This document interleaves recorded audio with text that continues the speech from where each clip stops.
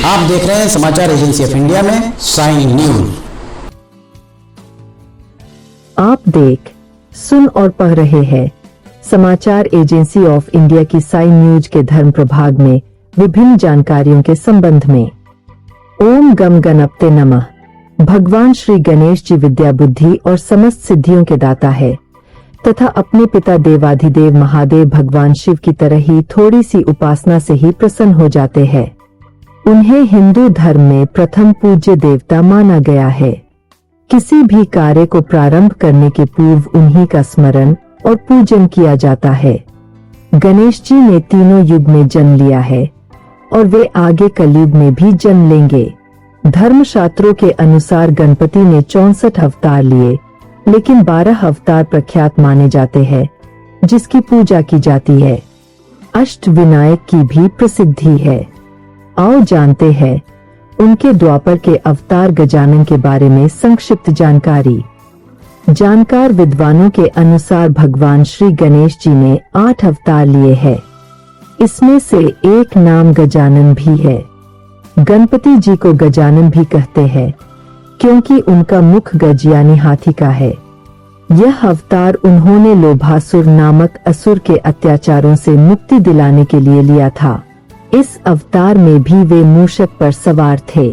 आइए आज आपको गजमुख महात्म्य की कथा बताते हैं। जानकार विद्वानों के अनुसार देवगण कहते हैं कि भगवान शिव और माता पार्वती की जोड़ी देखने में सबसे सुंदर है। उस जोड़ी के समान कोई भी सारी सृष्टि में कोई भी जोड़ी नहीं है। जब यह बात सारे ब्रह्मांड में गूंजने लगती है, तब इस तारीफ को सुनकर कुबेर देव कैलाश पर्वत इस उद्देश्य पहुँचते हैं कि वे माता पार्वती और भगवान शिव के दर्शन करेंगे। कैलाश पर्वत पर पहुंचने पर कुबेर देव देखते हैं कि भगवान शिव बहुत ही सुंदर देवों के देव महादेव पुरुष की तरह दिखाई दे रहे हैं और माता पार्वती ब्रह्मांड सुंदरी से भी सुंदर दिख रही है। कहा जाता है कि कुबेर देव ने देवी पार्वती की ओर अपलक देखना आरंभ कर दिया। यह बात माता पार्वती को बुरी लगी। सदा मुस्कुराते रहने वाली माता पार्वती क्रोध में आकर माता कालिका का रूप धारण कर चुकी थीं। इसे देख कुबेर देव भयभीत हो गए और वे क्षमा मांगकर वहां से भागने लगे। माता पार्वती के क्रोध से भयभीत कुबेर देव इस तरह कांपे कि उनके अंदर से एक दानव लोभासुर पैदा हो गया। लोभासुर के पैदा होते ही राक्षसों के देव शुक्राचार्य बहुत प्रसन्न हुए। उन्होंने लोभासुर को युद्ध आदि विद्या में निपुण करना आरंभ कर दिया। शुक्राचार्य के आग्रह पर भगवान शिव ने लोभासुर को पंचाक्षरी मंत्र की दीक्षा दी और तप के लिए चले गए। फिर क्या था, लोभासुर के द्वारा ओम नमः शिवाय मंत्र का लगातार ही जाप किया जाने लगा। लंबे समय तक पंचाक्षरी मंत्र का जाप करते रहने से भगवान शिव प्रसन्न हुए और वे लोभासुर के सामने प्रकट हुए एवं उन्होंने लोभासुर को अभय होने का वरदान दे दिया। असुरों के गुरु शुक्राचार्य के द्वारा लोभासुर को इस तरह शिक्षित किया था कि लोभासुर ने समूची सृष्टि के समस्त असुरों को एकत्र किया और देवताओं के राजा इंद्र पर चढ़ाई आरंभ कर दी। इसके बाद लोभासुर ने इंद्र के आसन पर कब्जा जमाया, जिससे इंद्रलोक में हाहाकार मच गया। देवलोक पर विजय प्राप्त करने के बाद लोभासुर के मन में लोभ जागा और उसने तीनों लोकों को अपने कब्जे में लेना आरंभ कर दिया। इस समय भगवान शिव कैलाश पर्वत से दूर जंगल में साधनारत थे। लोभासुर के इस तांडव से सारे देवता बुरी तरह दुखी थे।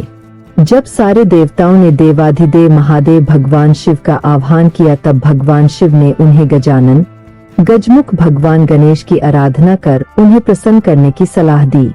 देवताओं ने गणेश जी का ध्यान लगाया और देवताओं की आराधना से भगवान गणेश प्रसन्न हो गए और देवताओं के समक्ष प्रकट होकर उन्होंने देवताओं पर आए संकट को हरने का वचन दे दिया।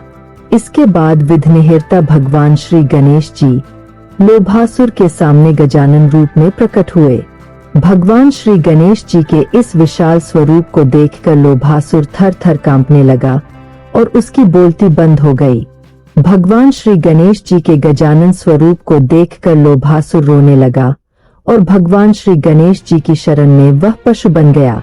इसके बाद उसके द्वारा बंदी बनाए गए देवताओं और उनके सारे साम्राज्य को वापस कर दिया गया।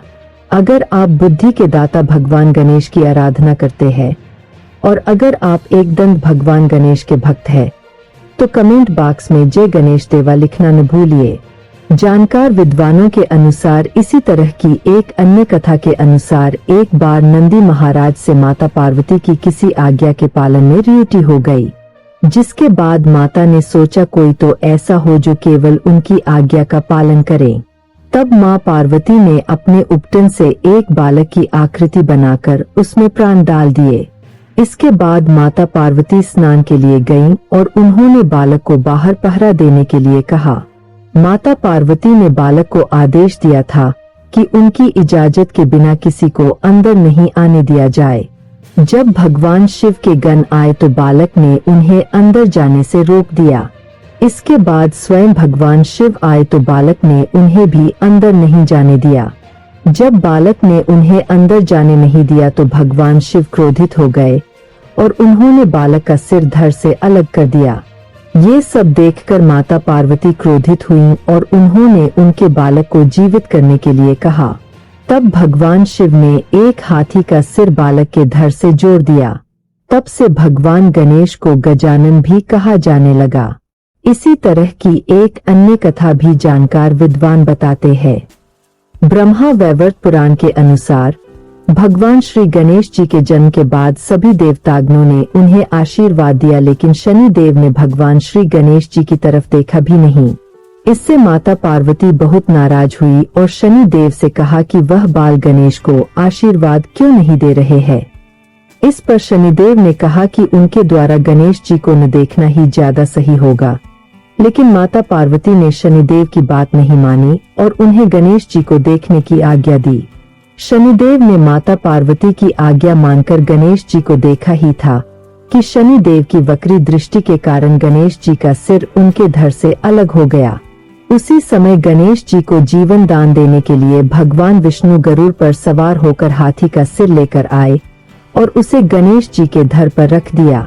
इसी कारण भगवान श्री गणेश जी को गजानन कहा जाता है।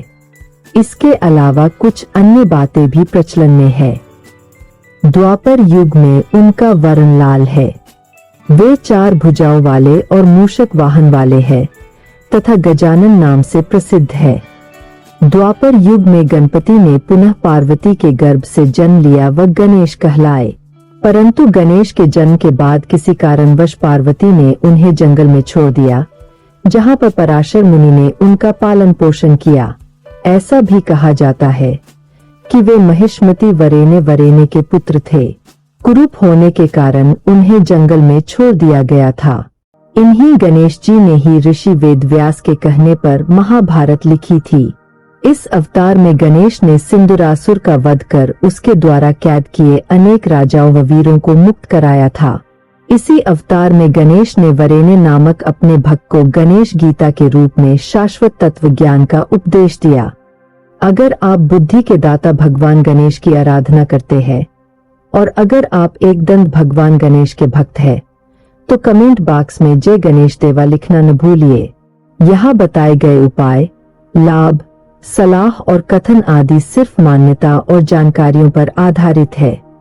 यहाँ यह बताना जरूरी है कि किसी भी मान्यता या जानकारी की समाचार एजेंसी ऑफ इंडिया के द्वारा पुष्टि नहीं की जाती है। यहाँ दी गई जानकारी में निहित जानकारी विभिन्न माध्यमों, ज्योतिषियों, पंचांग, प्रवचनों, मान्यताओं, धर्म ग्रंथों, दंतकथाओं, किंवदंतियों आदि से संग्रहित की गई है। आपसे अनुरोध है कि इस वीडियो या आलेख को अंतिम सत्य अथवा दावा न माने एवं अपने विवेक का उपयोग करें।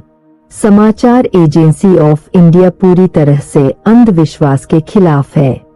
किसी भी जानकारी या मान्यता को अमल में लाने से पहले संबंधित विशेषज्ञ से सलाह लें।